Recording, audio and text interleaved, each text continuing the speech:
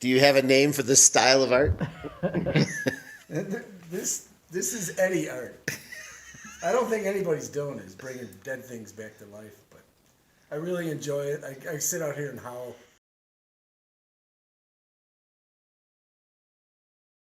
What does this wall represent to you when you look at your artwork?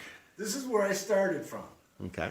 All right, this guy here, I found pieces of him in the prairie on the other side of the street, and I happened to find this real big long guy here across the street, and he was in 3 pieces. So we put him back together, and the best I could do with this guy was this, because to me they had probably a horrible death, and so what I want to do is give him a happy life again. So here we go.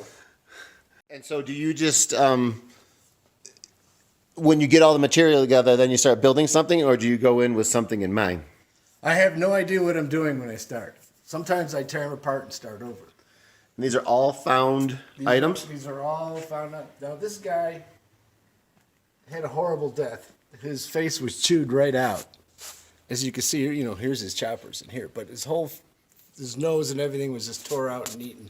So I filled them in with some really nice prairie rocks and something we found in the street. This guy here, this little car, he liked that.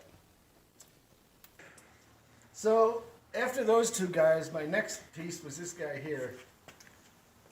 And he is made up of just regular old prairie bones and stuff like that. This looks like used to be a hip socket to somebody. And I gave him a crutch. He's got claws I got from a reservoir out of here. And he's got a little tail back here. He doesn't have a name, but here's my first one. He has a 45 shell I found here, and that's a 32. And he's got a spark plug for a nose. He wanted that. And we have a pull pin from an old grenade I found right there. Was the grenade attached to it? No. And we gave him a little earring on this side too. So he's very happy. And Do you make these all in one sitting, or is it just like a layer at a time? it's like a layer. You have to wait for the glue to dry, because then you got to prop it up so the glue dries firmly, so they don't get cockeyed and stuff like that. Now these are some of the rocks I use for a lot of quartz and stuff like that. These will all become parts of critters someday right here. And of course, barbed wire. Now last but not least, this was the latest guy here. I call him Running Dog. Now, he is made up. The original part was just this head right here. But he didn't have a jaw, so I found a jaw somewhere plus someplace else and glued it together. And we have some trinkets and stuff for his teeth and this and that.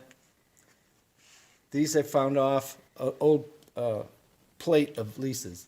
He's got one on this side, and he's got one on that side there.